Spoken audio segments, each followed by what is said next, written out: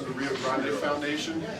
Please take your seats. We've got a pretty full room tonight, so we're about to get started here. I think we have one board member of the Rio Grande Foundation here, Vic Bruno.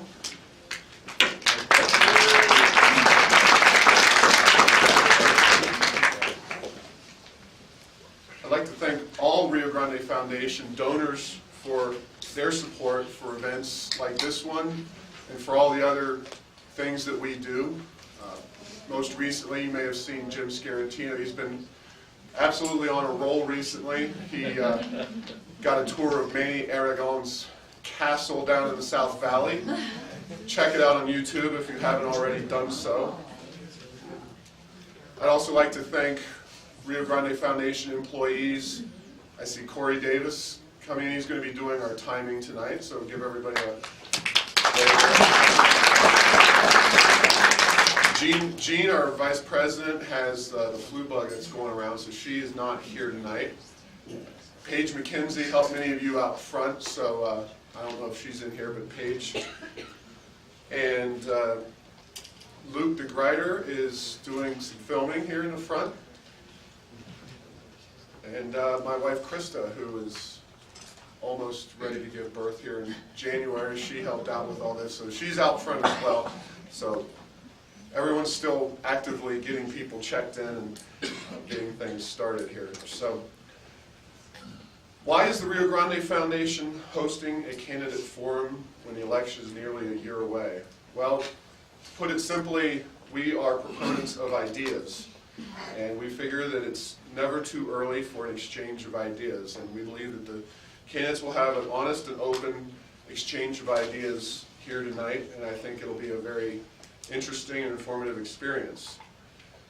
But also there's another, arguably more greedy reason, which is that party politics so often dominate who winds up running for office.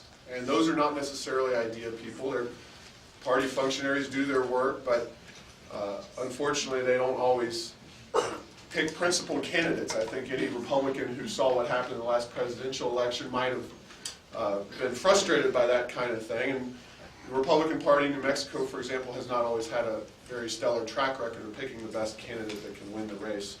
That is, if they can find a candidate to run in the race. So we're blessed this year with 4 candidates running, and we're going to have 2 candidates here answering your questions, and Whitney Cheshire, representing the Alan Way campaign, will be doing a 5-minute introduction of that campaign.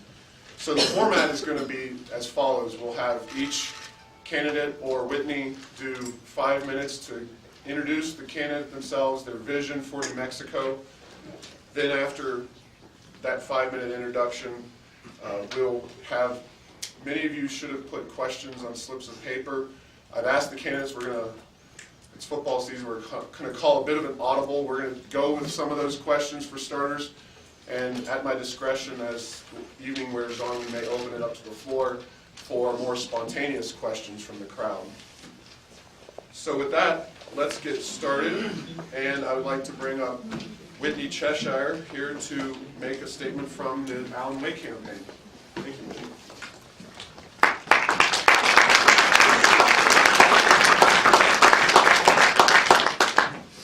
Hi, everyone. Can everybody hear me okay? It's okay. Normally I like to talk off the cuff, but since I'm representing Alan, I figure I ought to use a few notes since I am representing him as the candidate.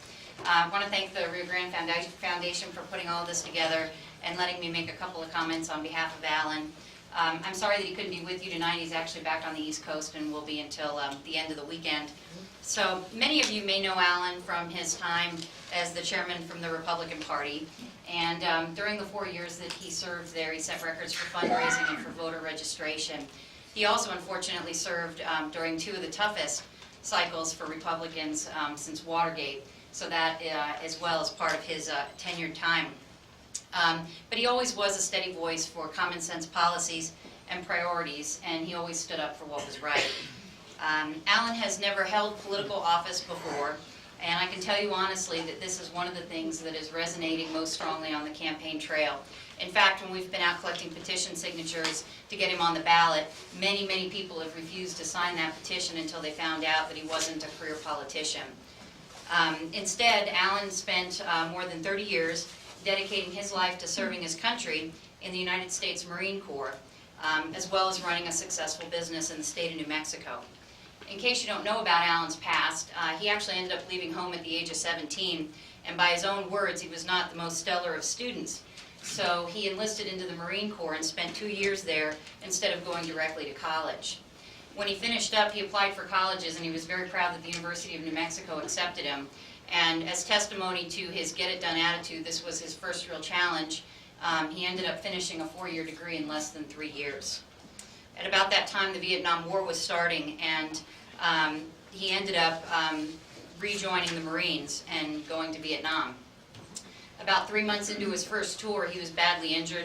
They had to lift him out on a helicopter, and he spent about 7 months recovering at Bethesda Naval Hospital. And for all of his trouble, instead of accepting a desk duty after that, he wanted to be sent back with his men to Vietnam, and he served a second tour of duty in Vietnam, where he earned 2 more Purple Hearts.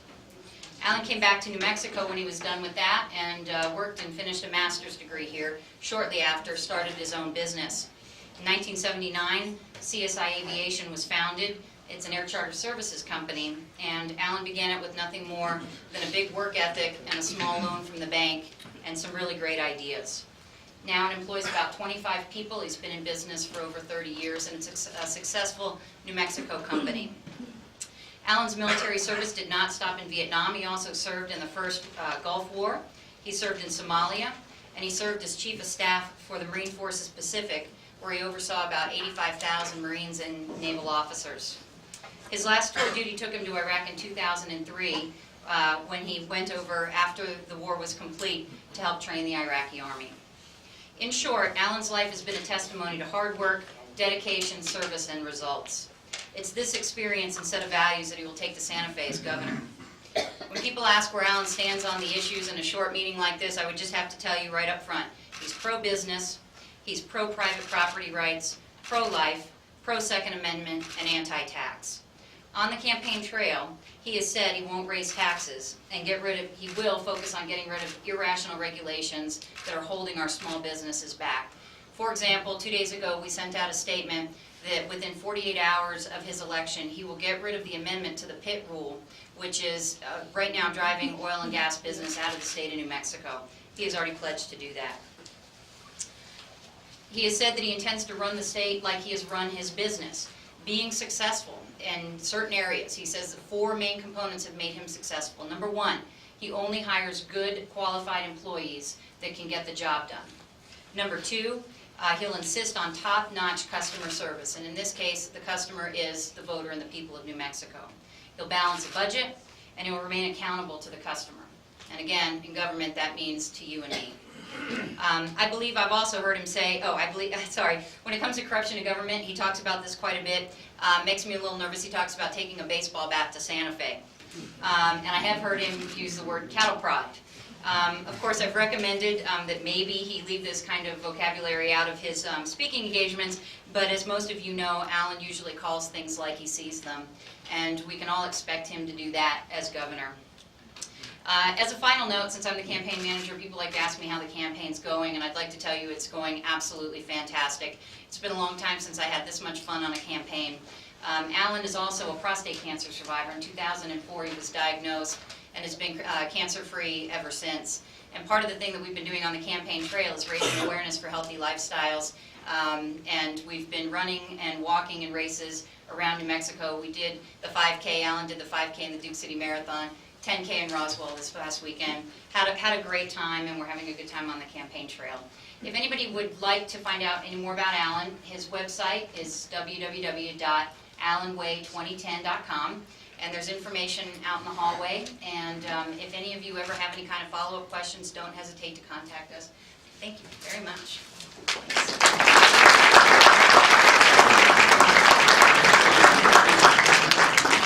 Now the 2 candidates would come down and take their seats. And I would reiterate one thing that Whitney said, which is that there is information not only from the Way campaign, but from both of the other candidates as well, out on tables out there. A lot of it was set up after people had already entered the room. So there's still people collecting signatures and all kinds of goodies. And if you need to change your voting registration since the last election, that can be done as well. So we're going to do ladies first, and Representative Arnold-Jones, introduce her, and then she'll get her 5 minutes, and Doug will get his afterwards. So Janice Arnold-Jones is in her 4th term in the New Mexico House of Representatives for District 24. In her capacity as state representative, she serves on the House Taxation and Revenue Committee and the Voters and Elections Committee. Her interim committee assignments include New Mexico Finance Authority oversight, New Mexico Mortgage Finance Authority oversight, and Science, Technology, and Telecommunications. Also, revenue stabilization and tax policy, information technology oversight.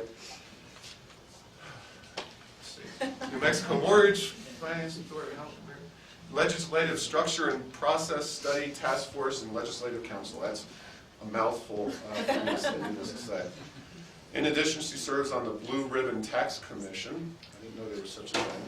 Election Reform Task Force, Revenue Stabilization and Tax Policy Committee, Information Technology and Oversight Committee, and several others. Janice's community involvement includes the New Mexico Poison and Drug Information Center, which she chairs, New Mexico Commission for Public Broadcasting, Bernalillo County Council of Health Councils. She is also well recognized for her tireless efforts on behalf of American Youth Soccer Organization, Region 104, where she served as chief coach. She also developed a training and tracking regimen for over 500 assistant coaches and 350 referees annually. Janice holds a Bachelor of Arts in Speech Communication from the University of New Mexico. Her interest in politics began when she ran for and was elected to serve as vice president of the Associated Students of the University of New Mexico. She also became a legislative intern for Republican members of the state Senate and was instrumental in writing the passage of New Mexico's criminal sexual conduct legislation. Janice is currently employed by Parallax Incorporated, managing the local office utilizing her 30 years of diverse managerial, administrative, and communications experience. In that role, her past employment has included project management, business management, consulting, research analyst, technical writer, a variety of other tasks for the Department of Energy. She has a depth of experience and remains keenly interested in information technology, the importance of database development, network connectivity, and the use of data and guided management solutions.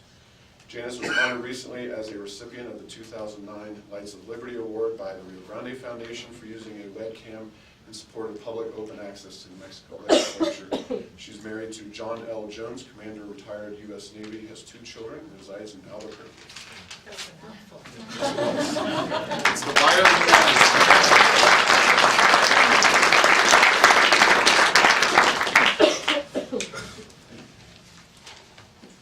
I want to begin by applauding the Rio Grande Foundation for creating an opportunity for candidates to present ourselves to the public and the media in what I believe is a historic moment. Most often, the voting public is not exposed to the broader field of candidates until just before the primary election. This event will allow you to become better acquainted with those of us present this evening to allow you a choice in whose campaign you might want to support over the next weeks and months. We are also at a historic moment in our nation and in our state, for it has never been that we are in such a state of despair and depression in so many of our trusted institutions. Here in New Mexico, where we are so often at the top of the failure list, the ethical lapses, crime and corruption, pay to play, and closed-door backroom politics that continue unfettered. Over the last 7 years, New Mexico government has become bloated, budgets have been broken, the Constitution is being trampled, education has failed, overregulation is the norm, cronyism is high, all economic classes are worse off, businesses are failing, the economy stinks. And private capital won't come here without huge infusions of corporate welfare, which only adds to the burden of taxpayers. There is, however, a glimmer of hope, and you're it. As our republic has done since its early days, the people are rising up. We can find opportunity when everyday citizens are paying attention, and you are. And they are now demanding something more than a soundbite to cure these problems.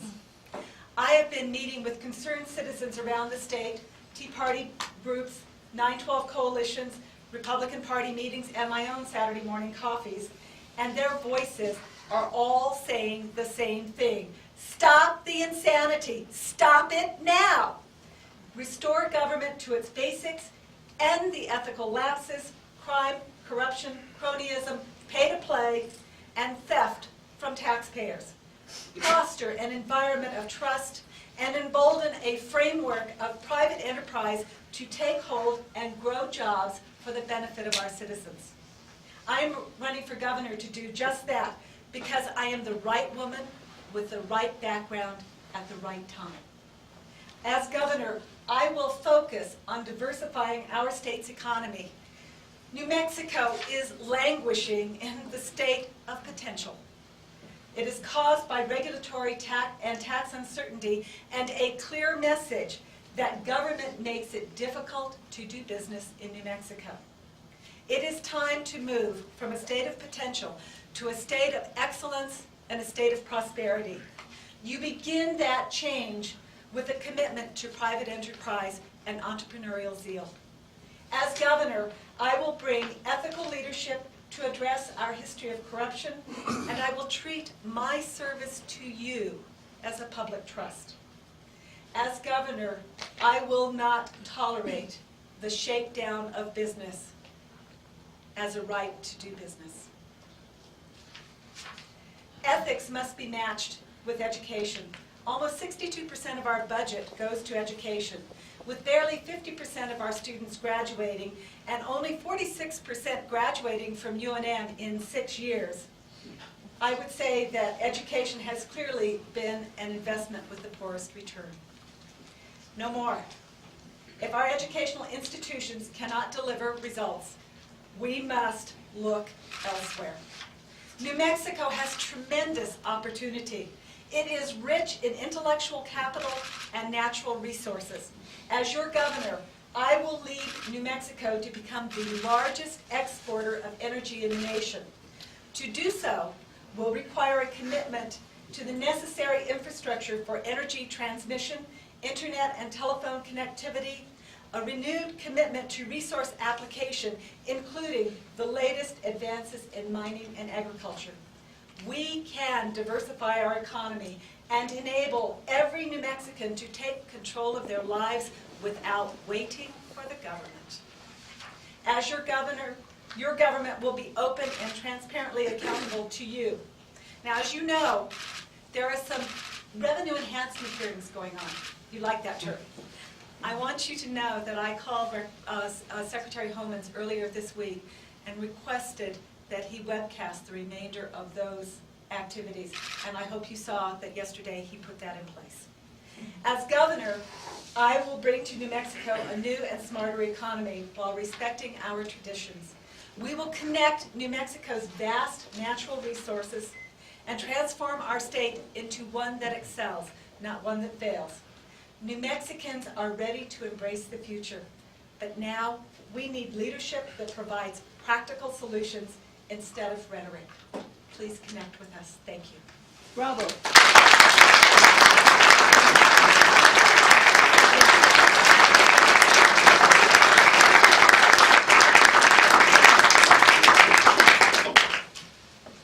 Thank you, Janice.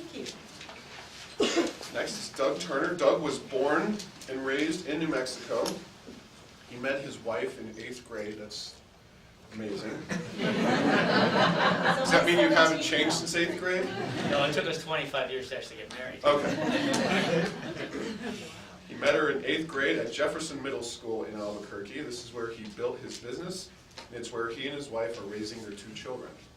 Doug is not a career politician, yet as a businessman and community leader, he has faced every issue that is important to New Mexicans.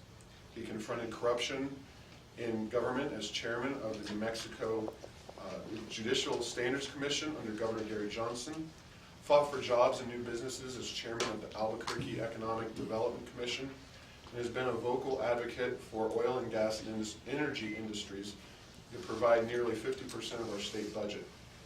For nearly 20 years, he has provided political and strategic counsel to Fortune 500 companies, elected officials, government, and nonprofit organizations. Doug started his own company more than 12 years ago in his apartment, and it has since grown into one of the largest public relation firms in the Southwest, employing more than 24 people. His firm, D.W. Turner, has helped our state's economy grow and created high-quality, high-paying jobs for New Mexicans. He holds a bachelor's and master's degree in international relations. In 1993, Doug worked for Senator Pete Domenici in the Senate Budget Committee in Washington, D.C., and in 1998, he managed Governor Johnson's come-from-behind re-election win.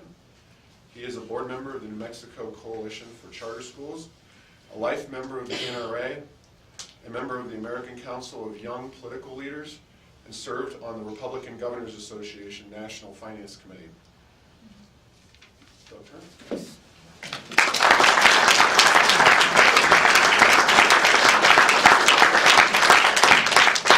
I'm not really used to sitting behind a podium. I'm more of a roamer, so if I move from side to side, don't worry. I think you're all here either because your campaign asked you to be here, or actually because you are like most of us and genuinely care about the future of New Mexico. I think you're all aware of what the issues are that we're facing. Janice did a great job of outlining many of those issues.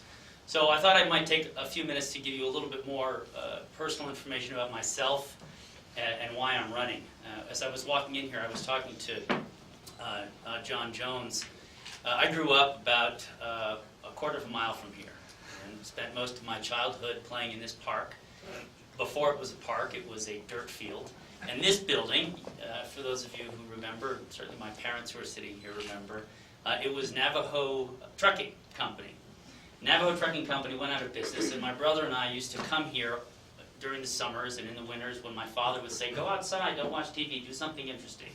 And we would walk throughout this entire building, and it was vacant, and come home with miles and miles of colored wire as we would rip out the electrical of this building. So, it's amazing to see, how things can change over 30 years. Why am I involved in this, and why am I interested in what government can do for people in this state? Again, I talk about my childhood. When I was 7 or 8 years old, my parents decided that it would be a good idea that perhaps I should sell lemonade and do something useful in the summertime. And so my father went to Hutchinson Fruit Company and built me a small lemonade stand, and we made a big thermos of lemonade and went down to Old Town right here. And I was mortified.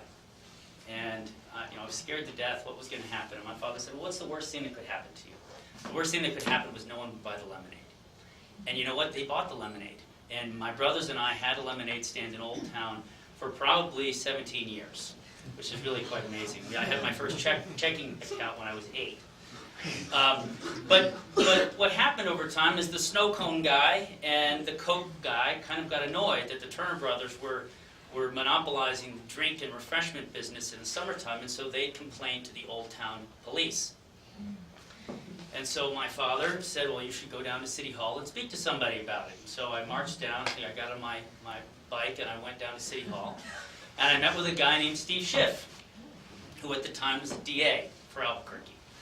And I explained the situation to Steve, and he said, hold on a minute. And he took a business card out of his desk, and he wrote a little note on the back, and he says, anyone who has a problem with the Turner brothers selling lemonade in Old Town, you call me. And so, for years, we would hold that card up anytime someone would come to the house. But the point here is that is an example of what government should be doing. It should be looking for ways to get government out of the way and to allow people to grow their businesses and to engage in commerce. And as I've gotten older, I've really appreciated what Steve Schiff did for me when I was about 10 or 12 years old. And I think we've gotten away from that. I'm a small businessman here in Albuquerque, and I've struggled for the last 12 years to grow a business in a state like this. It's very, very difficult. And those of you who are in business yourselves can attest to how challenging it is, where you have government as the primary employer in the state. And I think the Rio Grande Foundation has released some numbers that New Mexico is twice the national average when it comes to employment. Now, we recently did some polling, and when you ask people, you know, are we moving in the right direction, or are we moving in the wrong direction? And interestingly, in most parts of the country, most people believe we're moving in the wrong direction. But in New Mexico, 50% of the people believe we're moving in the right direction. Because 50% of the people work for government. And something's fundamentally wrong with a state and economy that's driven by tax dollars, whether it be state, local, or federal, and not by small businesses. Small businesses in this country employ 85% of all the people. We are the economic drivers, and we need a state government that is prepared to work with business and not try and keep business out of the way. And a state government that's not in business to keep itself in business, but really that's in business to go out of business. So I'm running for governor because I think we can do that. I think the opportunity for amazing change is now. There's enormous dissatisfaction in this country and in this state with what's being rammed down our throat.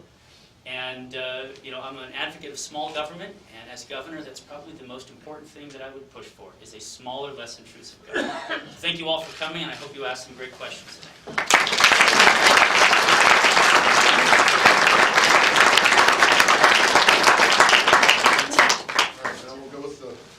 Question period here. Each candidate will have 3 minutes to answer the question. Keep your eye on that lighting tree there. It'll go yellow at 2 minutes, and then 3 minutes is the red light. Corey has shown it there, and hopefully you can. I know politicians can talk for quite a long time, but hopefully. I want to know, will we be penalized if we're brief? There's No. electrical charge. Yeah. So I'll pick one of these out here. Okay. How big of a role should the energy industry play in New Mexico's economy, and what should government do to encourage or discourage it? Janice first. Wow, I love that question. You know, this state is unlike any other state, and energy should be our largest export. Now, energy comes in many different forms. That is coal, oil and gas, you all are well aware of that, but we also have the opportunity to bring in wind, solar, geothermal, as well as nuclear. There is no state better poised to be an exporter of energy than this state. We do have a problem, however. You have to have the transmission to get the power to market, and it has to be able to go to any energy grid. In my opinion, energy is what is going to diversify our economy, and we are going to have to make some choices to get there. And so you do have a choice. Do you want to diversify your economy? Here's a ready-made avenue to get there, and it is energy. So the simple answer is energy should play a huge role in our state. What she said.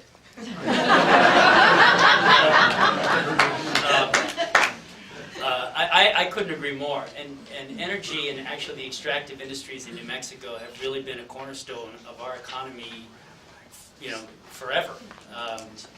You know, we are, I think, number 3 and number 5 in crude and natural gas production. I'm not sure which is which, but in the country, I mean, there are states that would die to have the resources that New Mexico has. I'm actually a big advocate for nuclear power, and we have enormous uranium resources and modern mining techniques in the western, if used properly in the western part of the state, a huge economic driver. I mean, there's been an economic impact study that was done by the Goldwater Institute for the uranium industry, and it estimated in the billions in terms of what it would bring in tax revenue. Unfortunately, we have an administration that's been blocking growth in uranium mining and the resurgence in uranium mining. We have one of the first nuclear projects in 20 years being built in the lower part of New Mexico, the National Enrichment Facility, which is a uranium enrichment facility. You know, when you think that China is talking about a demand for 10,000 tons of enriched uranium in the next 10 years and only has the capacity to produce 800, there's a market for what we can produce here. One thing which we're probably not paying attention to, although we know it, is the fact that our budget is getting killed in this state because of a huge decline in oil and gas revenue largely. And yet we have an administration which is creating a regulatory environment to make it very difficult for a lot of those oil and gas companies to profitably drill for more oil and gas. And in fact, Texas has been going up in terms of their production. I think they've gone up about 14% in the last year, while New Mexico has seen a 50% decline in the number of rigs that are actually in the field. So from the perspective of what a governor can do, you heard Whitney talk about the pit rule. The pit rule is something that can be revisited. A governor can create incentives for companies to go out and drill more wells, and certainly be an advocate for nuclear power in the state. This state ought to have a role in every piece of the nuclear life cycle. We have a history of it, and we have the space for it and the technology, and why not take advantage of it?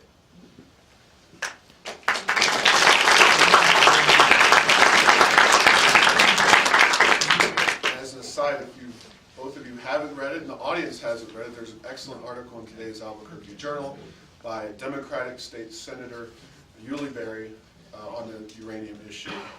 So nice to see not all Democrats are opposed to economic development, as the governor did. Okay, next question for Doug. Are you for limited government? If you are, how would you start to dismantle the many government agencies? The many government agencies in New Mexico. That's the question. Well, presumably so, yes. I didn't write the questions. Yes, I am for limited government. You know, what's remarkable is that we have 19,000 state employees. That's not local, that's just state, which I think is 4,000 to 5,000 more than we had 7 years ago. In fact, knowing that we were headed into a budget crisis, in the last 2 years the administration added another 700 people. So we obviously have an administration that doesn't believe in smaller government.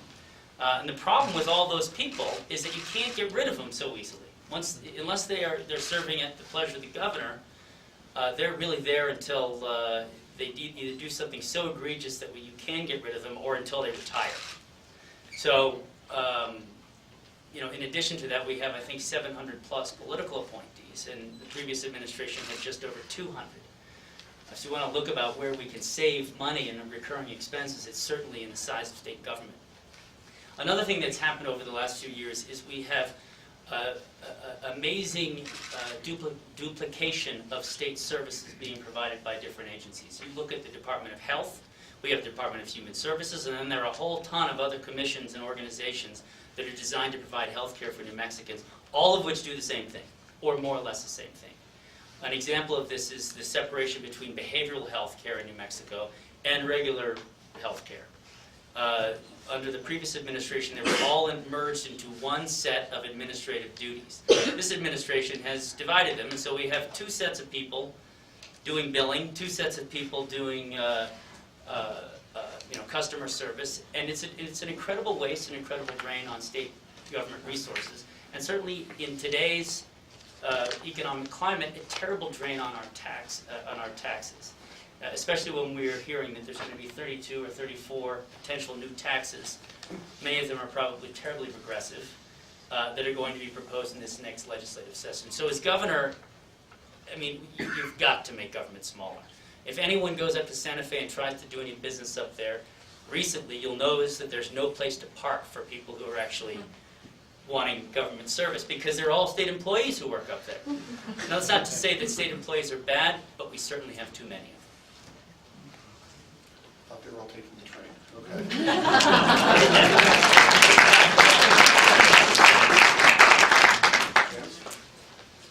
I would hope, and I must say, ditto. I just have to say that. You know, our government, since I have served, and I came in with this governor, and in that period of time, our government has grown by 45%. And so I have to ask you, have the services improved 45%? No. That's the problem right there.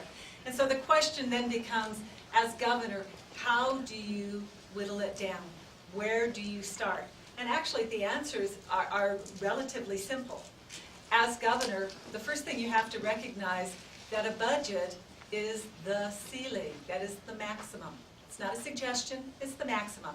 And if you think you're getting to that point, then you cut back. That's the first thing. And having watched this, and I will remind you that for 2009, we are overspent by $325 million. Our books are not closed. Any of you who have a business like that and you're 90 days out and you haven't closed your books, you're in trouble. So where do we start? The easy ones to pick off are the exempt employees. We have gone from, I believe, a reasonable, rational number of about 170, and the last count was almost 800. And you need to look at, because they come in different categories, so hard to tell where they are. And they won't tell you. That's exactly right, they won't tell you. The next place that I would look right off the bat is paid administrative leave. We have 86 employees that I'm aware of on paid administrative leave. One has been on paid administrative leave for over 5 years. One of the newer ones went on leave June 24th of this year, still on paid administrative leave. I hope you're saying, where are the managers? Because I am. Where's the system? Nobody, no employee should be treated like that, and no taxpayer should be treated like that. Then you should ask the question of, is the individual competent? I think competence is a really important question, because we have people, and especially in the industry that I'm in, who are, they don't know what they're doing. So why are they there? Are they providing services that are mission related? The next thing that you need to look at when you're carving out the budget is, okay, can we hit the boards and commissions? I believe that any board and commission that is an observe and report board or commission is fair game. Boards or commissions that are providing direct services you might want to look at.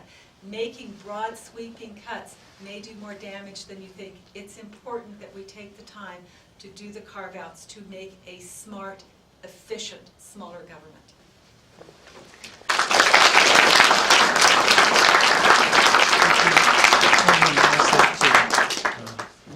The next question is a yes or no, but I'm going to supplement it because I'm a moderator and I can do that.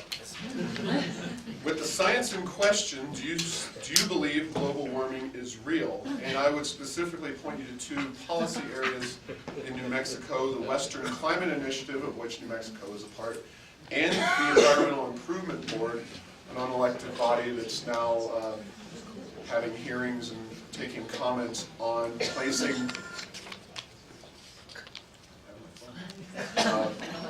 placing more drastic cuts than even the cap and trade bill moving through Washington would have, and not an elected body. So with that, I think it's Janice's turn. I would say, so rephrase the way you want that, yes or no?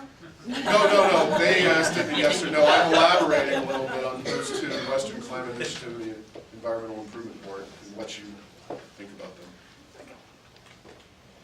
There was a period in our country's history where we had something called acid rain. There was good science. We found some very directed strategies to change what we were doing, and it changed the way that we did things, and it changed the results. And we have done away with acid rain, and I'm glad of that. There are other things that we are doing that defy any kind of logic.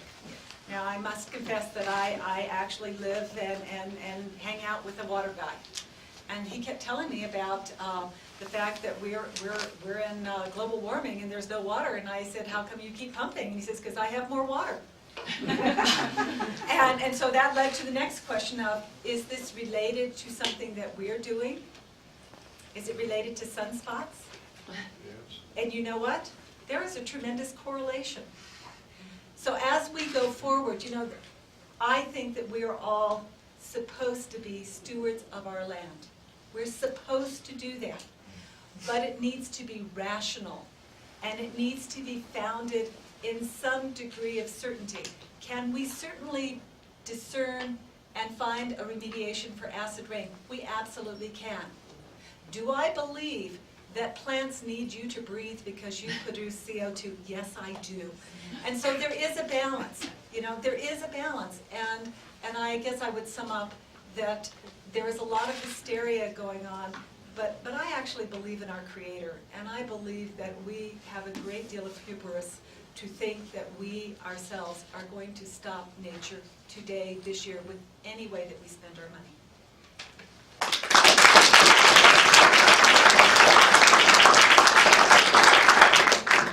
I'm glad we're doing this forum because it's allowing me to create a list of things that I don't know. I mean, I have an opinion on most everything, but there's certain things I don't know. And I don't honestly know a lot about the Environmental Improvement Board, so I'm going to have to do some... Okay. You give me a download. I actually do think that man can have a detrimental impact on the environment. But I also think that, much like Janice said, that we also have to couch our responses with good science. And lately, a lot of you have probably heard there's some controversy going on about some emails that were a computer that was hacked at the University of East Anglia, I believe, about a group of scientists who were telling their colleagues to delete their messages, and let's make sure we all coordinate on what we're going to say. I think there's a huge industry that has grown and is booming around fear that we are destroying our environment. And I think that that's not good. But I also think that we do need to be good stewards of our environment. I'd like to know, for example, that the recycling that I put out on my curb tomorrow morning is actually going to be recycled, but it's not. I think there's a real balance between what we do as public officials and public policy towards environmental management and what is really going on. So if you look around New Mexico, we're talking about mining and extractive industries. Industries in New Mexico do work to protect the environment that they use. There's a La Plata reclamation project up in the Four Corners area, which is basically looks like a golf course, and it used to be a big coal mine. I think there are things that we're doing in our daily lives, and those of us who are concerned, it's good economic sense. And I think, certainly the Bush administration was an advocate for promoting businesses to come up with technologies to allow us to live cleaner lives, to pollute less, and also to make money at the same time. So to the extent that all those things can work together, I think we need to have public policy that supports that.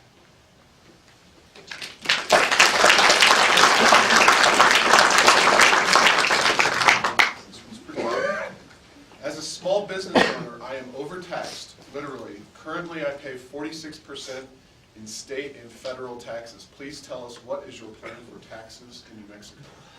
Well, not to raise them, that's for sure.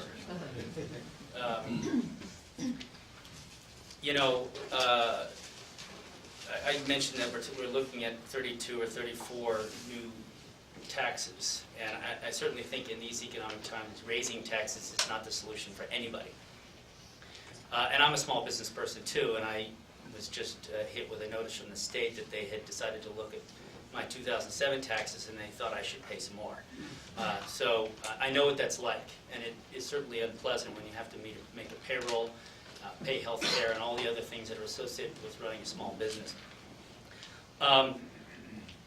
The state is looking at these taxes to fill a budget hole, and I think there is over $1 billion in unappropriated funds for projects, and yet we can't seem to kill those projects. It seems common sense. Rather than raising taxes, you stop spending money that you have allocated, even though it hasn't been spent yet. I think that as a small business person, when times are tough, and times are tough right now, you have to learn how to do more with less. And I think state government should be no different than that. We talked about reducing the size of state government, and before we start talking about raising taxes on businesses, we need to start talking about running a state that's far more efficient. One of the other things that the state has a tendency of doing is throwing all kinds of tax incentives at large companies, because we have this belief that if we attract an Intel, we dream about the next Intel, but we attract a solar manufacturing plant, or we attract a back office or a call center for some organization, that we're going to suddenly create wealth in New Mexico. The reality is wealth is created by companies, by small businesses. And they're businesses that choose to be here, not come here because they're being paid a whole ton of money to build a new building or being given a large amount of tax credits. I think that we need to have funds within the state that are designed specifically to help small businesses grow and expand, rather than putting all of our resources into companies that are largely played out in the press as if they're going to create tons of jobs and that are never realized. So definitely a greater focus on small business and less of a focus on sort of the dream that some major Microsoft is going to come back to New Mexico and we're going to pay for them to come here.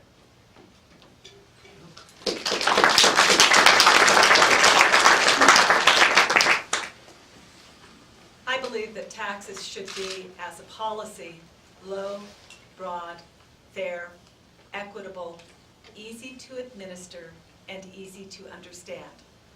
In the amount of time that I have served in our legislature, we have all but obliterated our tax code. And so are there plenty of opportunities to make taxes lower? Absolutely. But what you're missing are the hidden taxes of complying. And one of the really remarkable things about our system of government and taxation, not just in New Mexico, but across the country, we have over a 93% tax compliance rate. That's why our government works, because you pay your taxes. If you are a physician, and because we have created a loophole or a problem in what they now call column M, if you're an independent physician and you are actually dealing with HMOs, it now costs some physicians as much as $6,000 a month to file their column M taxes. That's crazy.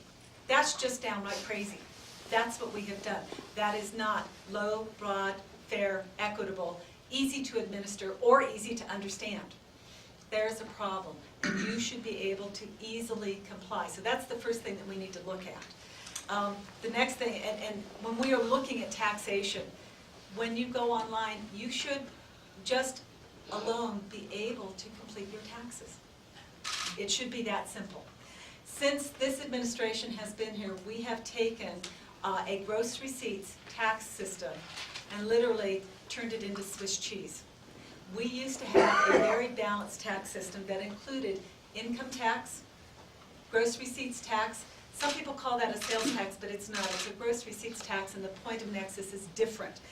Property tax, and in our state, the property tax has been remarkably low.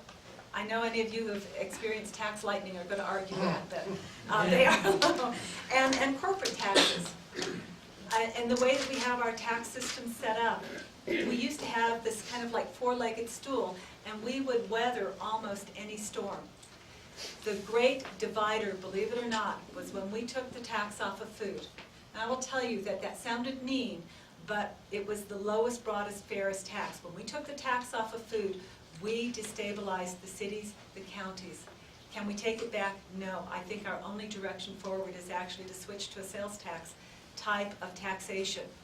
But this particular administration has created a vertical tax system. That is, fewer people are paying more taxes. We are better served when we all have a stake in government at a very low rate.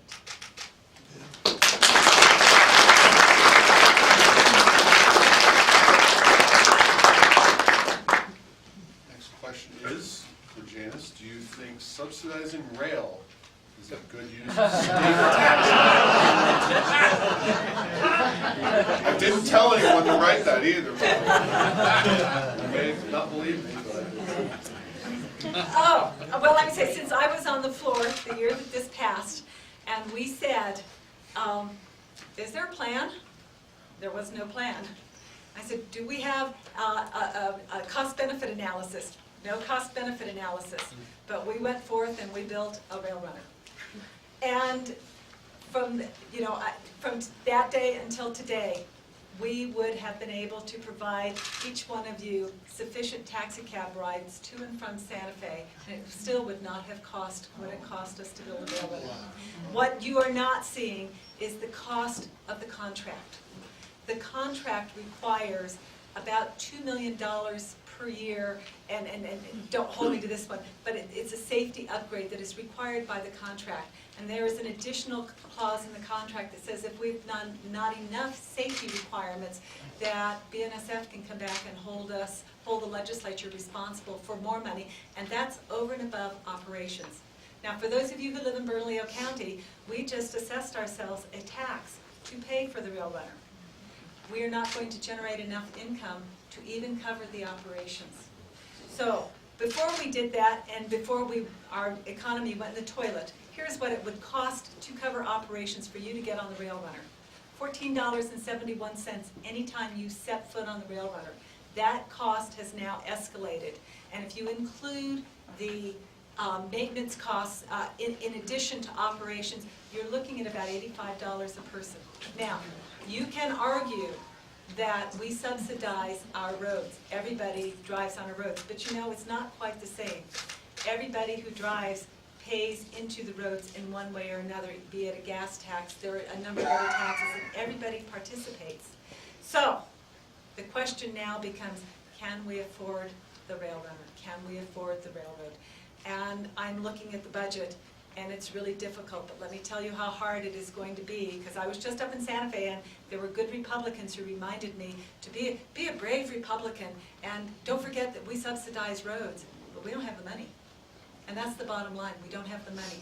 So, as governor, I will look at any other way to make this pay, and that's probably a longer haul, but I don't think the numbers are going to be there because they weren't there to begin with.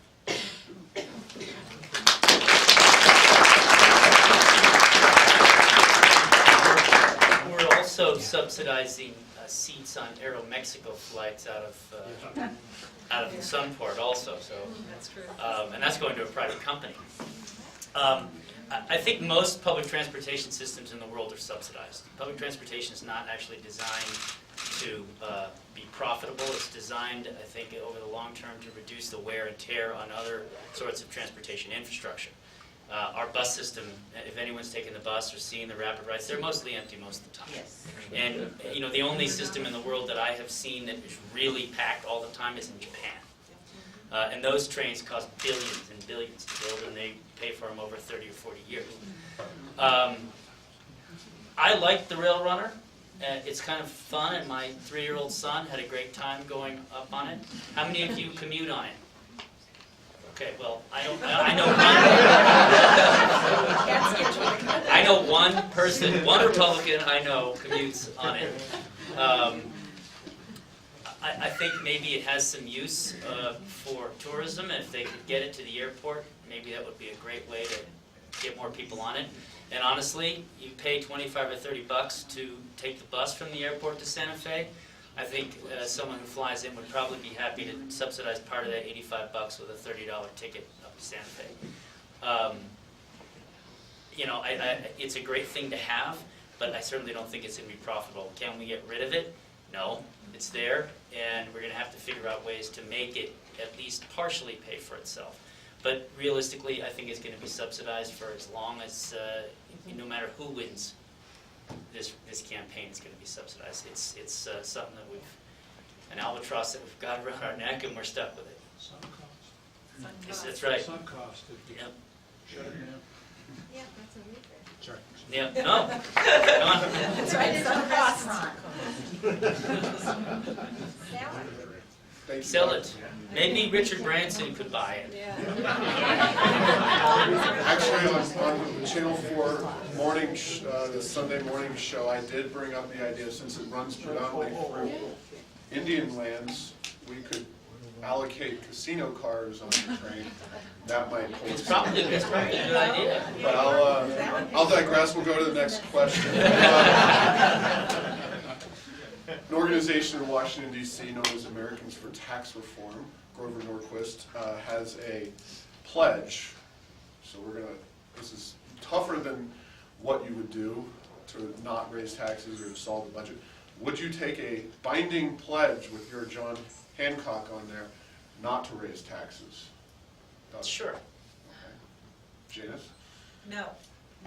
And the reason I do not sign pledges is I am responsible and beholden currently to the people who elect me. not the Americans for Tax Reform?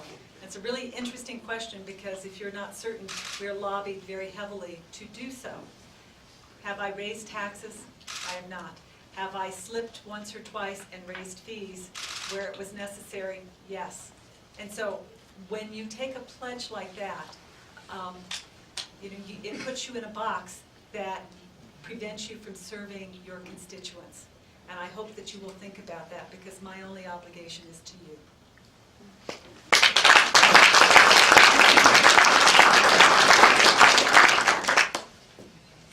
Janice, how will you make state government more transparent and accountable? I don't know if you wrote this one. Someone who knew you might have written this one. So, transparent and accountable government, what do you know about that? Wow. Well, I'm saying it was fun, and I must tell you, taking the webcam to the legislature was really a remarkable experience. And indeed, the speaker was a little mad at me, and it's okay. You know, that adage that sunlight is the best disinfectant is absolutely true. And so there are things that we do in state government that you're not even aware of.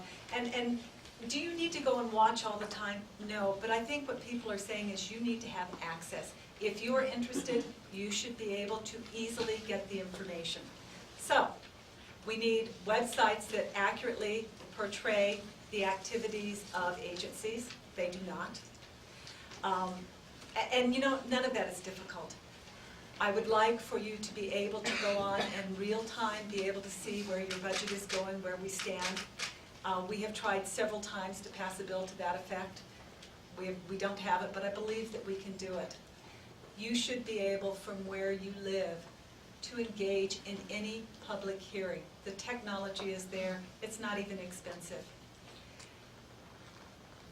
What remains is it's really nice to open up the legislative process, but a lot of policy is made at the agency level.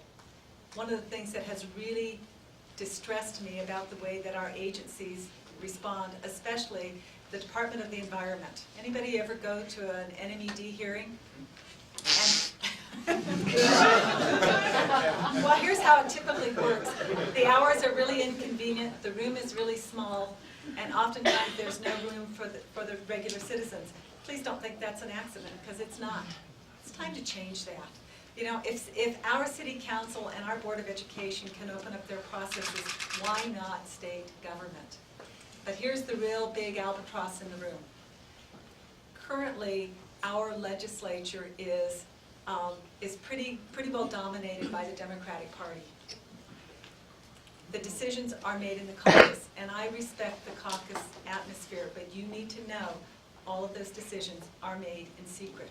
And so if you happen to watch a webcast of the floor of the House of Representatives, which is just happening every once in a while, and you notice that there are people like me arguing our hearts out to empty chairs, it is because the decision was already made.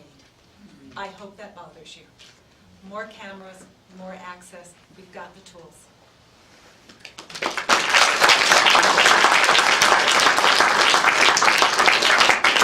Don't they also hold some of those hearings at very odd hours so no one can show up? Absolutely. Early Sunday morning, midnight.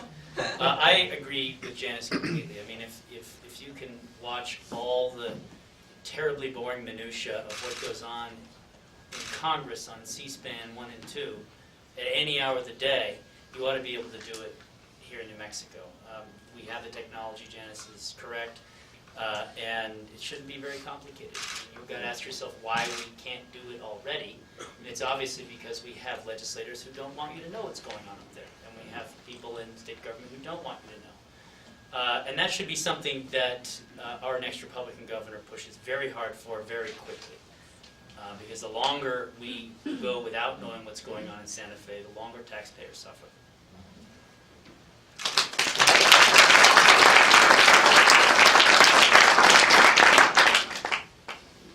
Someone asked a interesting question here that I'm going to ask Doug now. Prepare to take a pause and take a few minutes. What plans do you have to protect New Mexicans when the U.S. currency collapses? Go for it. Someone's got a very happy outlook on things moving forward. So you are a lifetime member of the NRA, I see. So, Well, aside from get your gun. My goal. What? My goal. I was actually just talking about this with my father last night. And I think there's a lot of fear. It depends on what you watch and what you read, that the U.S. currency is, collapse is imminent. I was just at a John Barella event last night, and that's what he was talking about. I lived in Asia, and there's a great deal of fear on what is coming from China and the power of the yuan. But I would say this: the yuan would not be as powerful if we did not all live at Walmart, if we did not all shop and spend to excessive levels as we do in this country and buy all the things that we buy that we probably don't need, that are all made in the countries that we believe are going to take over our currency, we wouldn't be worried about it. But the other thing to keep in mind is that for the Chinese to keep their economy going, they need to sell stuff to us. And so I actually don't share that concern that the dollar is going to collapse. And so I would suggest to you that you remember when we were all worried that the Japanese were taking over the United States back in the 80s when they bought Rockefeller Center, were buying every golf course in Hawaii, and we were convinced that the Japanese were going to take over the United States. And what happened? The bubble burst in Japan. The yen has been terribly weak except for the last couple months. For the last 10 years, they've been in an economic slump. Interest rates are zero just to keep money, currency flowing in Japan, and Japan does not control the world. So have some faith in the industry of this country and the industry of all of you to keep our economy strong, because I am fairly confident it will continue to be so in the future.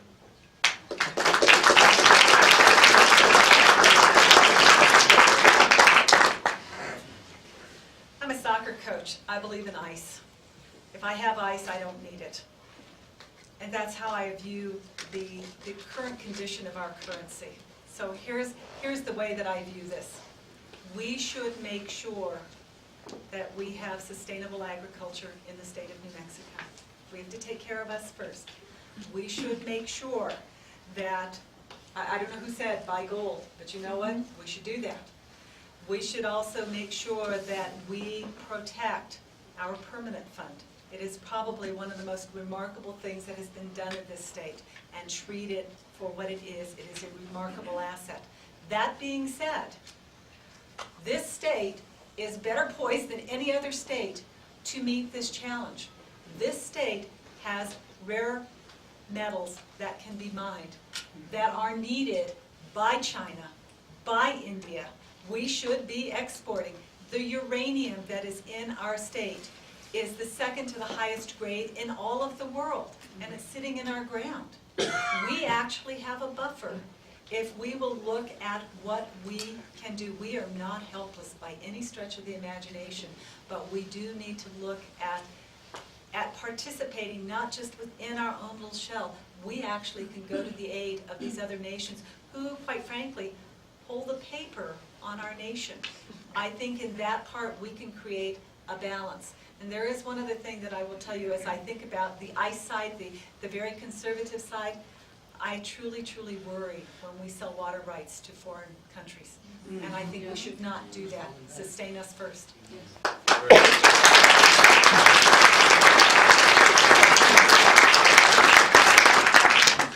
okay. Janice, explain your position regarding educational funding, charter schools, and other alternative arrangements relating to education. Cool. I'll try not to get too upset here. Let me start with the charter school. Well, let me just start at the beginning. Our schools are failing. They are failing so badly that 2 weeks ago, our children ranked dead last in math, science, and engineering. We no longer have Mississippi to claim. And you have to ask yourself, how is it that a small state like this with 2 national laboratories, Intel and White Sands, and our kids are at the very bottom in the nation in math, science, and engineering? We're withholding knowledge. It is criminal, and I'm tired of it. Our kids deserve so much better. Now, we have thrown a lot of money at education without any results. It is time to step out of that environment. If that means that we go to an education system where the colleges of education don't kick in until you have a content mastery degree in something to be a teacher, then so be it. But make no mistake, there's no silver bullet here. That is one way to approach it. Right now, online classes are available. Our children should have access to them. MIT has had math courses online since 1993, believe it or not, and every class that they have had since 1993 is available today, right now, for free as long as you don't want credit. It's there. I promise you, if we keep withholding knowledge from our children, they are going to go around. That's the good news. Now, as far as our charter schools go, and I'm going to throw in vouchers, is that okay? Okay. I will tell you that a lot of people ask me about vouchers, and I really do believe competition is a good thing, but I have news for you. We don't have enough private schools of any sort, private or parochial, to be competitive. Our charter schools have been set up almost to fail. And I tell you that because when we set up the charter schools, it was really to provide a choice, and some of our charter schools are doing a terrific job. But we have now saddled them with financial arrangements with the state where they have to be in a state-owned building that almost dooms them to failure. The only way you're going to take this back is you have to expect that our children can do it, and you must open every door possible. And that even means bringing in our subject matter experts. I have a whole plan, it's called Project 2012, it's on my website. I hope you'll go read it. There is no silver bullet, but I will tell you what we're doing today cannot stand.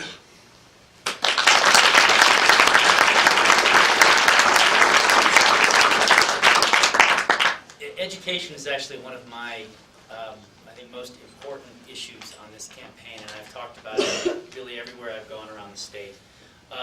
Yes, we probably spend more than 40 other states in the United States on public education per student. In some districts, up to $14,000 per student.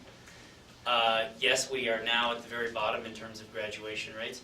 However, there are some amazing schools and school districts in this state. I was in a school district in Mosquero, New Mexico, where they have a 100% graduation rate, 1.5 administrators, and 60 students, K through 12.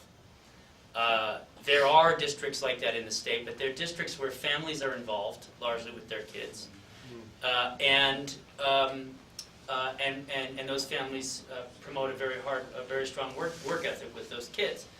I sit on the board of the State Charter School Association Coalition Board, and you may be interested to know that there are today 4,000 children who are waiting to get into charter schools that don't exist because of the restrictions that Janice just described. And so I'm a very strong advocate of loosening those restrictions and allowing choice and more charter schools to grow within New Mexico.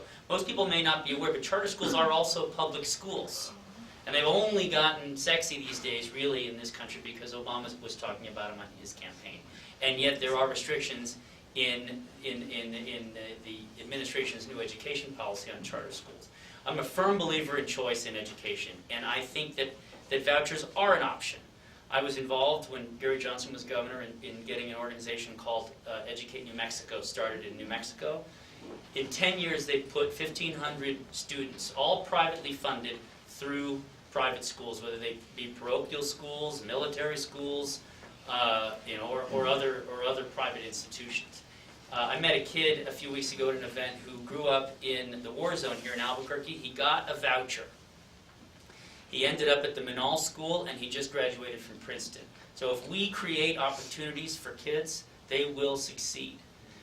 The other thing that I think is a fallacy in the States is that every child in public school wants to go to college. We have a system that sort of gears everyone to go to university, and you know what? They don't. We need to have more vocational training in our public school system. I think vocational training has fallen by the wayside, and now kids get out of high school with a C-. They get a lottery scholarship for 5 years. The first year is just to learn what they should have learned in high school. So there's a problem there. And last but not least, I think that we need to have more state support for parents who choose to homeschool. Yes. This is a rural state, and there are a lot of they don't get books, and their kids are not allowed to engage in extracurricular activities such as band and athletics at public schools. So we need to change that and provide more support for all those. But choice is the solution. It's a long-term challenge, but we can do it, and it has worked.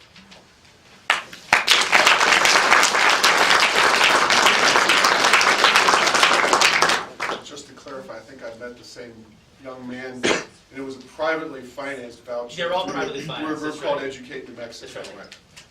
Okay, Doug, crime in New Mexico politics is a job. Should anything be done about it? Crime Or is a what? job, is an occupation. Apparently. So that's how we got the unemployment rate down. Well, that's right. I think the last couple of years, New Mexico's been in the Wall Street Journal and the New York Times more than I can remember, and all of those articles have been about corruption in the state. So that's a fairly sad state of affairs. And I think ultimately what you need to do is create transparency in government. When Governor Johnson was in office, I can't remember one instance where there was a grand jury investigation, FBI investigation, even relying on the Attorney General of the state of New York to do our work for us, which is what's happening now, since RAG can't manage to do the investigation. We didn't have any of that, and that's because we had someone in office who was honest, hired honest people, and who didn't tolerate any impropriety or even the appearance of impropriety. You know, when I sat on the Judicial Standards Commission, we would go after judges because of the appearance of impropriety, because the appearance leads to mistrust of government and a belief that the government is unreliable. And Janice mentioned being shaken down by state officials to do business in the state. That's bad. And I think it's very simple that you have a leader who's willing to can anyone where there is even the slightest appearance of impropriety. It doesn't have to be that complicated. We talk about it all the time as this is the leading issue. I think it's a very simple issue. You get an honest person in office, and they'll clean house.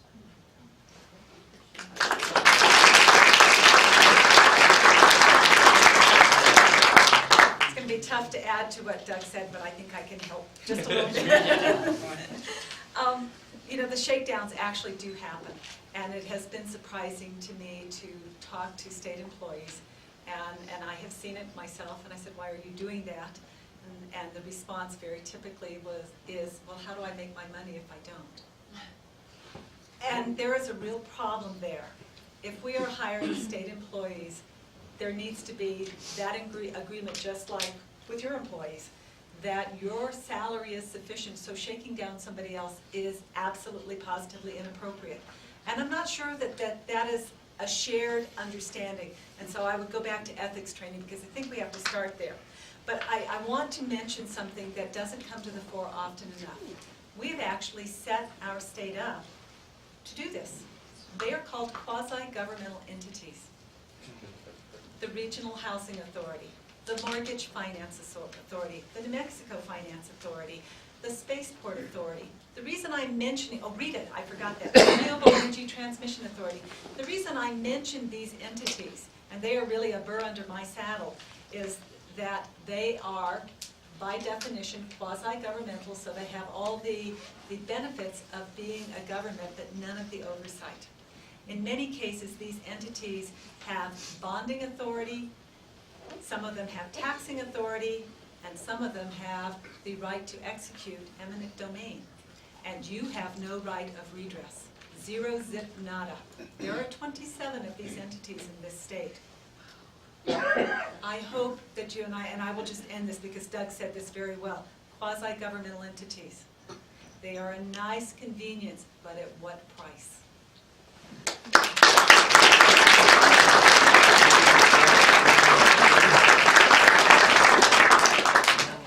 Janice, I'm not sure how you would answer this question, but I'm going to ask it to both of you. Okay. Because it involves some knowledge of your colleague, fellow seeker of office. What issues do the two of you disagree on, and why? Aside from the pledge issue, which we have a disagreement on, do you know if any issues offhand? They're asking, you can say I don't know offhand. Do you know what? Actually, it is a frightening thing, but I have tremendous respect for this young man. I paid her. And so, things that we disagree on, actually, the pledge part was new, but you know, in his defense, I will tell you, he hasn't been in the arena where you can see the other side. So I am sure if we dig down, I may not like the way he dances, and we might disagree there. I like to do what you like to You do. probably wouldn't like it.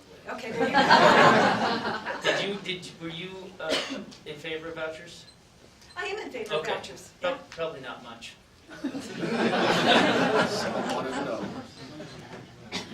This is the last question we're going to ask of this, me reading the answers, and we're going to have our friends in the media ask a few, and then get your own questions prepared in the back of your minds. But we'll finish this portion of the program with a question for Doug. Should we eliminate, cap, or continue to expand subsidies to the film industry? Well, you know, the law that was created to support the film industry was actually created under Gary Johnson gosh, I'm thinking it was 96, something like that. And really Richardson has leveraged that and probably enhanced the subsidies that go to the film industry. I've been asked this question a number of times, and I think it's great that we have movie stars and film production involved in New Mexico. But if I'm not mistaken, and you probably have better knowledge of this, I'm not sure if it's actually been determined that it's profitable for the state. There are conflicting studies on this. It's great that it has allowed New Mexicans to, at least many New Mexicans, to learn new skills and you know, get involved in productions. And in fact, there's a show that has rented a full floor in my office building for like 5 years. It's I don't know what it's called, but it has to do with drugs and FBI and investigations. This is what New Mexico's about, right? But I think it remains to be seen whether it's profitable for the citizens of the state. You know, when there are no movies being made, all these facilities that we have here are not making any money, and they're not employing people, and people have to go find jobs elsewhere. This is a very, very competitive business, and there are countries in Eastern Europe which are offering subsidies that make our subsidies look like a couple of cents, and movies are going there. So, you know, I'm excited that we are on the map as a movie-making state, but I am doubtful that it is a long-term profitable enterprise for New Mexico.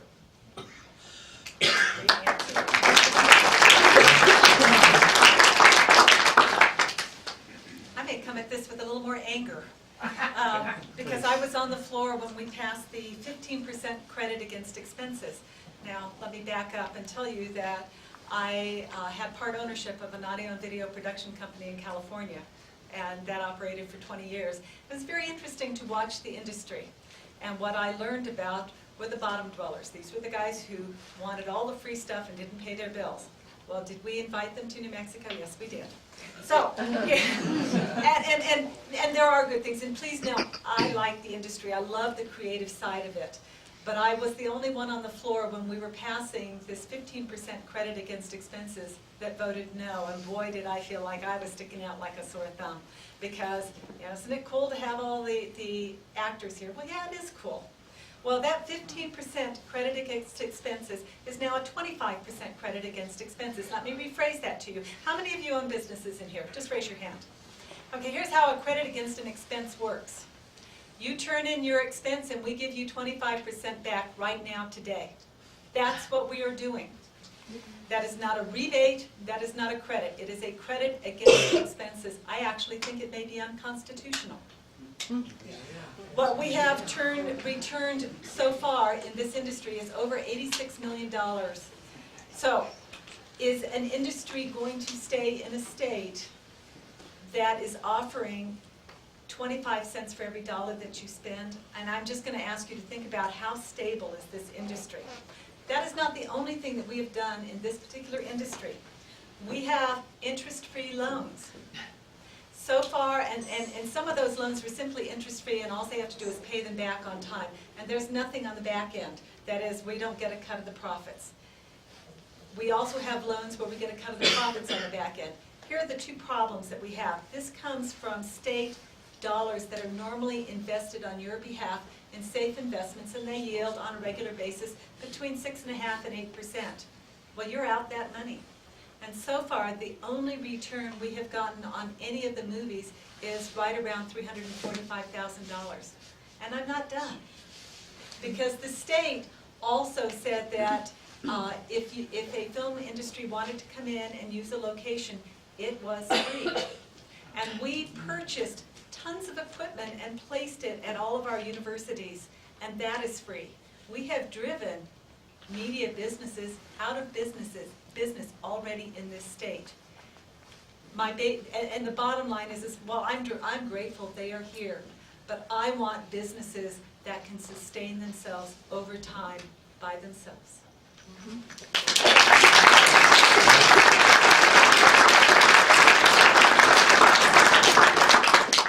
We have about a half hour left in the program, and we have some folks from the media here, at least one of whom has asked for an opportunity to ask a few questions. So would at least two people I know of are here from the media. Do you have any questions you'd like to ask? Special privilege time for the media.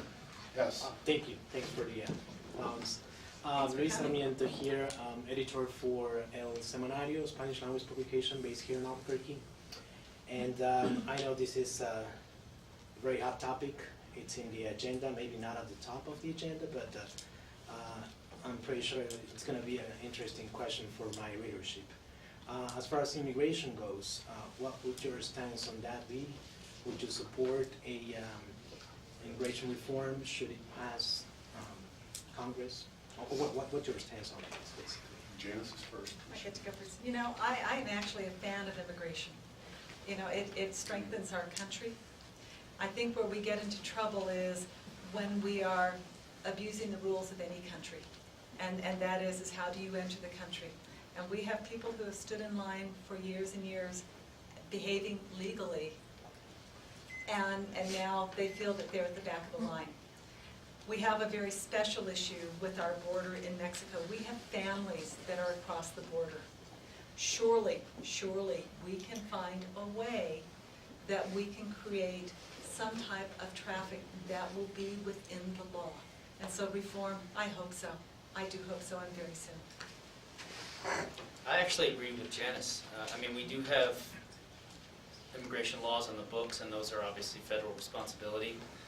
I think we benefit in this country through immigration if it makes sense, and we obviously have a policy right now that does not make sense. You know, it's funny. I was up in Raton, and I was having a candidate forum. Well, not a candidate. I was the only candidate. And there was a guy up there. He says, "We need to do something about immigrants. We need to get rid of all the illegal immigrants in New Mexico, except the ones that work for me." And I've heard that many times. I think we need a mechanism. You know, we have people who are talking about the fact that we provide services to illegal immigrants, and I think we need a mechanism where these people can be taxed on the money that they make in this country, instead of sending all of it back to Mexico, and those taxes should be used to at least in part support a lot of the services that they use in this country. But we definitely have an immigration problem, and we need a new policy in this country.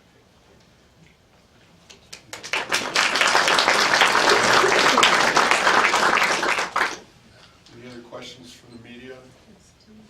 Okay. Well, we can open it up. The candidates have consented to allow unrestrained questions. I'll still be a moderator here. Gentle. You, sir. Right here. Yeah, you know, I'm 100% behind the Republican candidates, and I was wondering, if you do win the governorship, how will you be able to implement the things you want to do, having to have a Democratic Congress that's going to fight you and try to keep things the way they are? With legislature, but yeah, Doug. Well, I think it's going to be tough. You know, I think that you know, we need a governor who can actually work with both sides. You know, I think that you'll find that if you talk, and Janice probably knows this, there are many Democratic legislators right now who are fed up with what's gone on in Santa Fe over the last 7 years. Now, they have also largely been complicit in what's been going on in Santa Fe over the last 7 years, but I think they've realized that they've been led by the nose and they've had it. They also recognize that the state is in serious financial trouble. And so, man, I had a Democratic legislator who met me in front of my office building a few weeks ago and gave me $500 in cash. And he said, well, would you please not tell anybody that I gave this to you? I gave it back to him. But nonetheless, you have people in the legislature who are not Republicans who recognize that we need good, sound policy. They've had it with this administration. And I tend to believe that we may find more support than we have had in the past and than what we expect. I would also suggest to you that we have an opportunity in this election cycle in 2010 to take back more seats than we have previously. We lost everything in the last cycle. I mean, all of our races we lost. But there is enormous dissatisfaction around the state. Our polling indicates that 32% of Democrats in New Mexico are not planning on voting for a Democrat. And that's legislature and governor. And those are important numbers when you consider, that we are 51% Democrat registration in New Mexico. So I believe that you need a governor who can get along, but I also believe that we will have more support than we may think we have had in the past. She gets to answer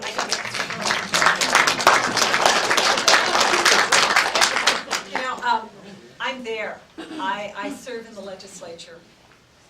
Please know that in the House that I serve in, there are 25 Republicans and 45 Democrats. You don't get things done unless you can work together.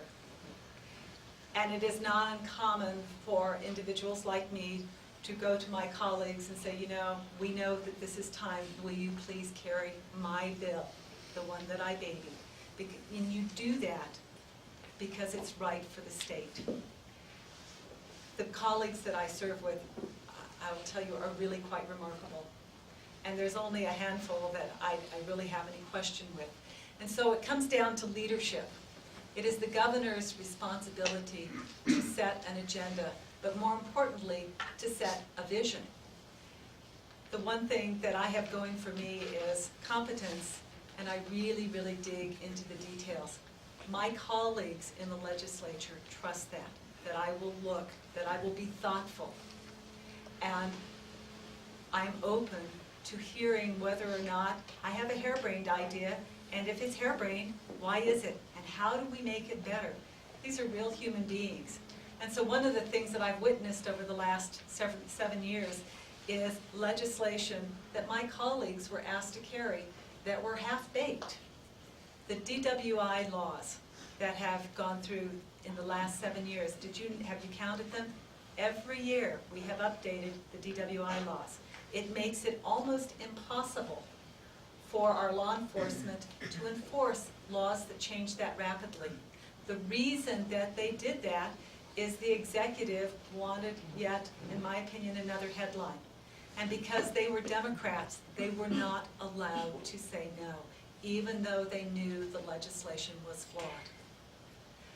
I simply approach it differently, and I approach the legislature with tremendous respect. I know what it takes, but I also know that as governor, I get to set the vision, and the response to that is that balance of tension that is necessary to actually preserve a democratic republic, which is what we are.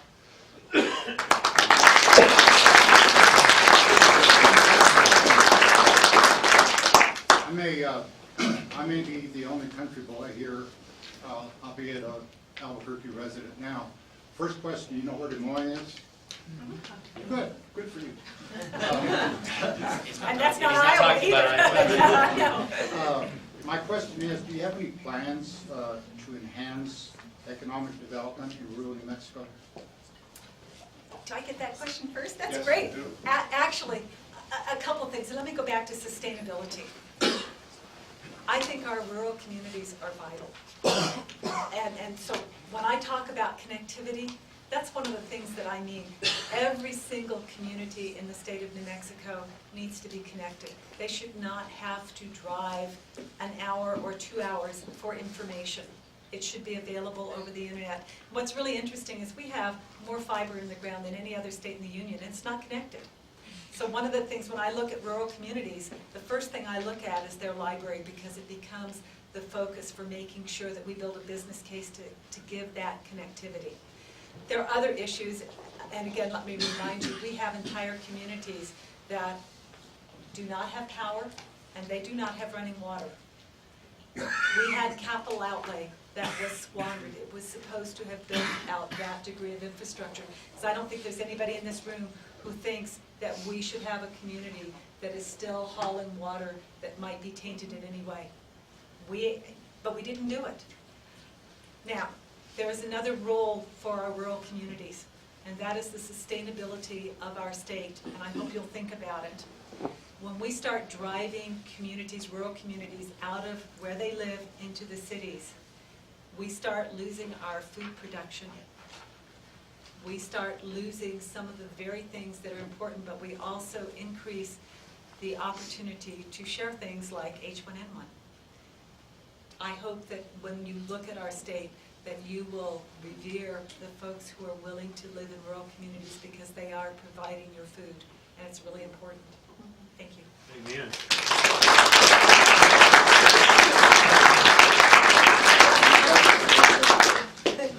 I'm not going to dodge that one. No, I'm kidding. I agree with Janice in terms of technology delivery to rural communities. I mean, there are some amazing towns in this state, and very few people live there. But the traditional industries in those communities, in many respects, is agriculture, ranching, dairy, and those businesses in our state are being squeezed also. So in line with what Janice says, we need to be working towards protecting those businesses. I mean, the dairy industry in New Mexico, it used to be number 3, number 4 in the country, I think. I think we're now down to number 9. The dairy just closed. Those are businesses that need more cooperation with the state. I think what we've done in New Mexico, certainly industries such as agriculture and dairy, which have the Environment Department is involved with them, is we have created a very adversarial relationship between the state and those businesses that work in those communities to make it very difficult for those communities to do business. I was talking with our former Lieutenant Governor Walter Bradley, who represents Dairy Farmers of America, and he wants to help candidates and wants to get involved in this campaign, and he's afraid to. He's afraid to because he's afraid of having new policies and new regulations shoved down his industry's throat by this current administration as a threat. So we need a more engaged state government, a government that's involved and willing to work with local communities to come up with creative solutions that don't just mean putting a call center in the middle of nowhere. Because those are unsustainable kinds of businesses. They use up tax credits and then people leave and they don't pay very much. There are lots of businesses, fish farming, aquaculture, all kinds of things that we can be looking at around the state to provide jobs in rural communities that we need to put our energy into.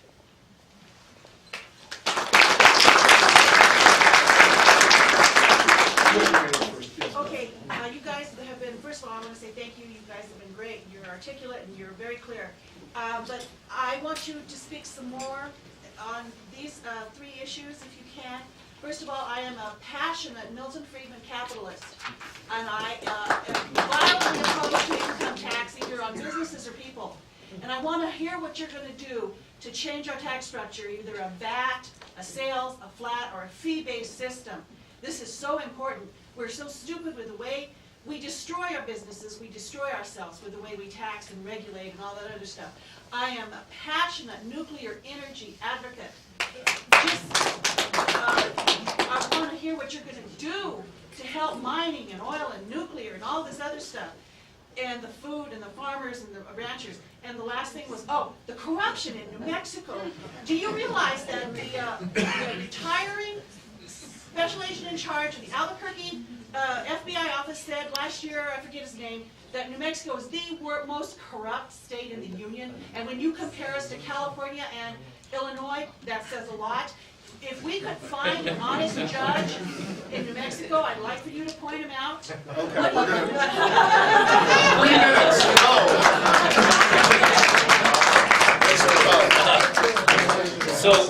we've talked about corruption. Double dipping. We'll double dip corruption. You know, you need an honest leader who's willing to clean house in Santa Fe, and you know that's at all levels of government, where a chief executive has the ability to take action. Interestingly, if are any of you familiar with an organization called Think New Mexico? They're a think tank in Santa Fe, and they have a new report out on corruption. I think that we need greater regulation on lobbying and lobbying expenditures in Santa Fe. You don't know how much money a lobbyist is spending on golf games or beer or scotch or steaks for state legislators. I think they ought to report it. I think that's one area of transparency we have not discussed, but that's certainly something I'm an advocate for. Nuclear, I've already mentioned that I'm a big fan of nuclear energy. We have mining in the state. We have enrichment, soon to be enrichment. We have an amazing success in WIP for long-term disposal, and I think that we need to leverage that, considering that nothing's ever going to happen in Nevada as long as Harry Reid has anything to do with it. But we have it here. It's worked. Sorry? Won't be long. And I quite honestly think we ought to consider power generation here as well. There's no reason we shouldn't be able to do it, and the only piece that's missing is turning turning the ore into yellow cake, which is done, I think, in Metropolis, Illinois. We ought to be able to have all of it here. And from a tax perspective, you know, I'm open to anything. I worked for Steve Forbes when he ran for president, and Steve was a huge advocate of a flat tax. And something of that nature would certainly be interesting for me. It would make things a lot easier, and should be something that we ought to consider. Let me start with the taxes. You know, we've made Swiss cheese out of our current tax policy. It actually was quite an eloquent tax policy, and there's almost nothing left of it. And so the flat tax is something to think about. My guess is before we ever get a flat tax, you will see a shift to a sales tax. And is that simpler and easier? No, it isn't. A flat tax is by far the easiest type of tax to administer, but there's less control over it. One of the problems we have in our state is we have small communities that if we didn't move the taxes through the state government, the communities themselves would actually starve to death. And so it isn't quite as easy as saying we'll just do a flat tax no matter where we are, because it really doesn't work that way. And I will tell you again that I support those small communities, but there's some real harsh realities. It's just like Mosquero. I think actually they only have, it's one entire school district, and there are only 39 kids in it right now. And so there's some real issues there.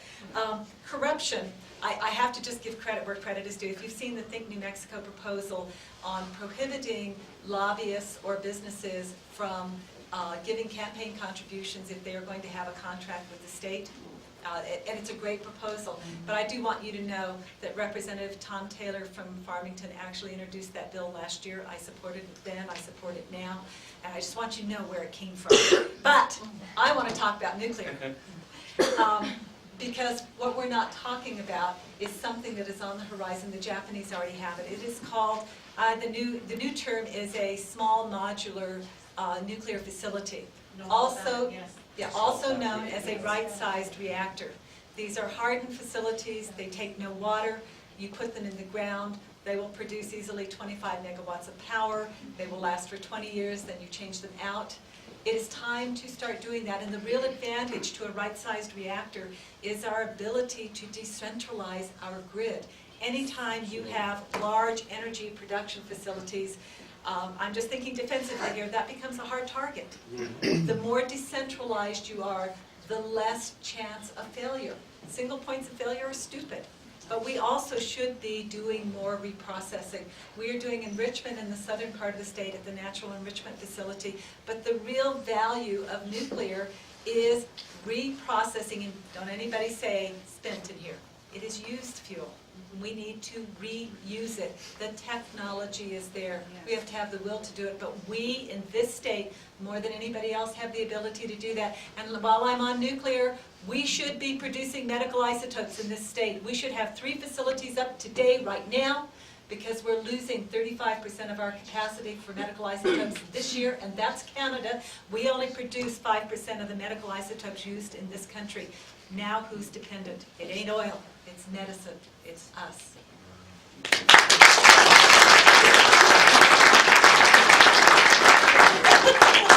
Hey, New Mexico. I'm all for food. There you go. I did a National Geographic not too long ago, and they were showing the best places in the world to grow food. And we have a little bit going on here, but if you can buy gold, but you can't eat it. So I'm all for that. Had some farmers in my family too. But anyway, New Mexico is a sovereign state, and how much can we be sovereign right now? And how much is the EPA and all the federal crap going to affect us in our policies? I get to start with that.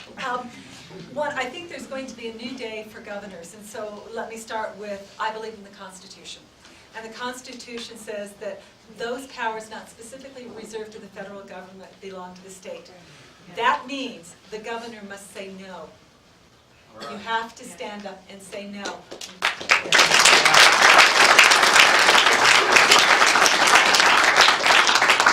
There are government programs that come to us at such great cost.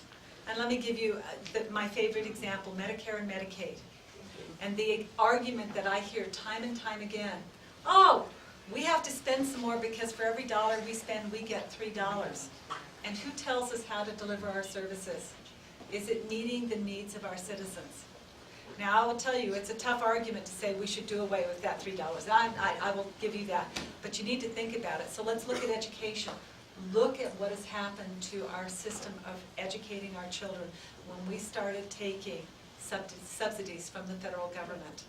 There are times you have got to weigh what we are doing before we do that. And you know what? If you're not sure, if you think we're broke, you ain't seen nothing until you look at the federal budget. It is time to write our federal budget. We're in a deficit position that makes us vulnerable no matter what we do.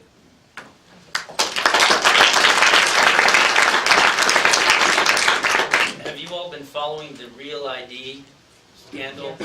Yeah. Well, is everyone familiar with it? No. Well, the federal government has said to all the states, you have to produce a certain type of ID, identification that you can use when you go to the airports and so forth. Sorry? Yeah. And what New Mexico's been doing is actually giving New Mexico driver's license to illegal immigrants. And so we are stuck in a little bit of a bind here in New Mexico in that we are not in compliance with federal law.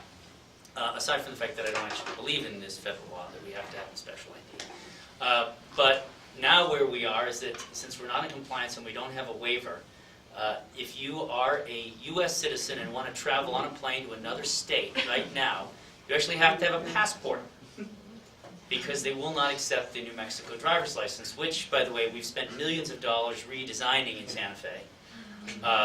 So it has chips and other sorts of information in it.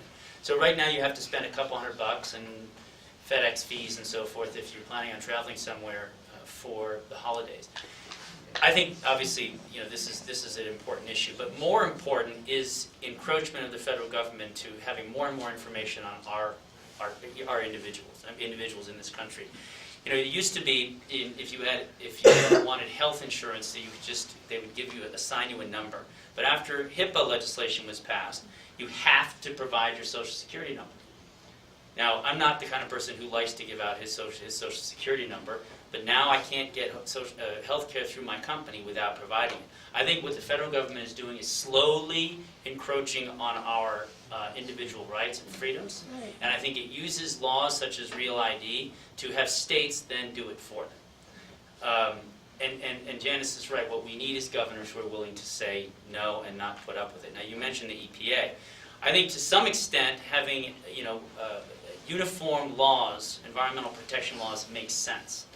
And yet we have a situation in New Mexico where we have counties, such as Santa Fe County, going and creating its own set of rules on how to access mineral rights, for example, in the Galisteo Basin, preventing companies from engaging in oil and gas exploration.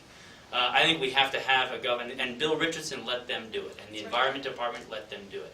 So we need a government that is prepared to stand up for uniformity Because without uniformity, businesses can't do business. You don't have consistent rules in markets. And we do not want to be a state that has some set of crazy rules that no one wants to comply with, and no one can comply with. So we need a governor who's willing to stand up and make sure that we have that environment, and who's willing to say no to the federal government when it tries to force us to let go of individual freedoms little piece by little piece.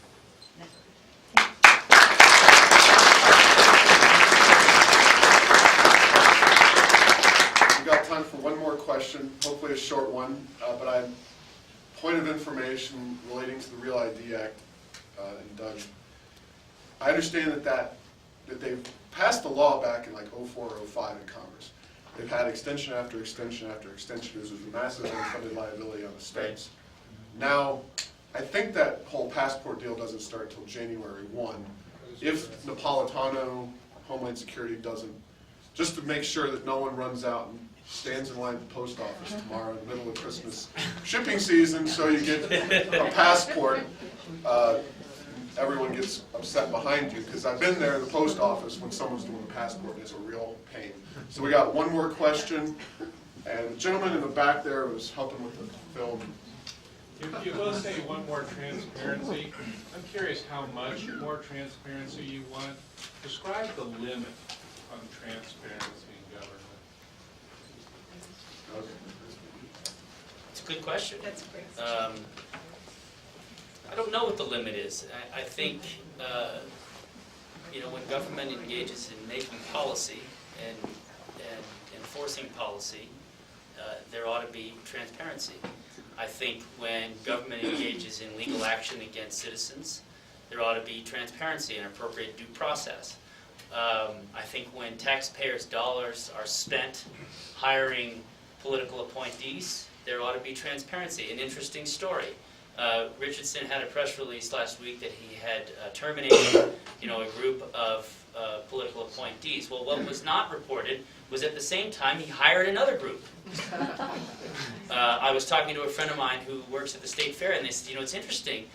They just canned about 4 people, but they brought in a new person at a salary of $89,000 at the same time. So, I think that in any opportunity that government has to make sure that taxpayers and citizens who are represented by government has to make its actions transparent, it should take those actions. Certainly meetings that, policy meetings and strategy meetings and so forth on how you want to get things done, it's probably a little bit excessive, but anything that has direct impact on people, that people deserve to have access to that information.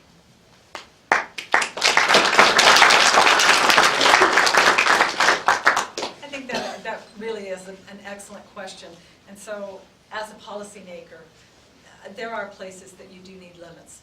And having been there with someone who wanted to bring a camera into the restroom, I placed my limits. Okay, well that's obvious. There has to be individual privacy. Now, that being said, if there are policymakers together, whether you are at the infamous bull ring or not, that still that's open. And if we're discussing it and you happen to be sitting there, that should be on the record, always on the record. There are lots of places that we could do a lot better, and things that you really don't see that I wish you could see.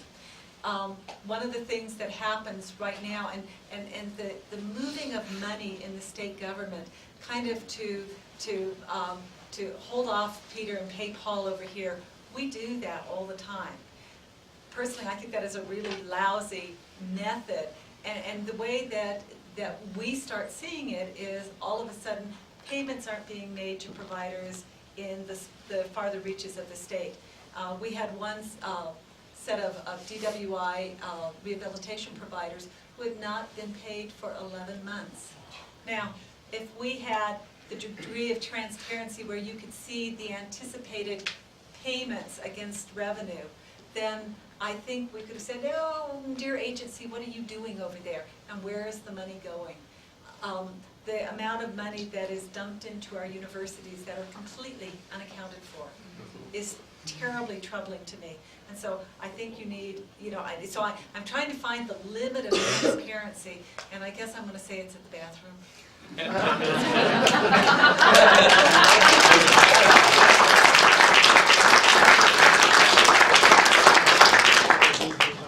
Well, that's where we're going to wrap it up tonight. I have a few with that. Although Larry Craig, Senator from great state of Idaho, might have.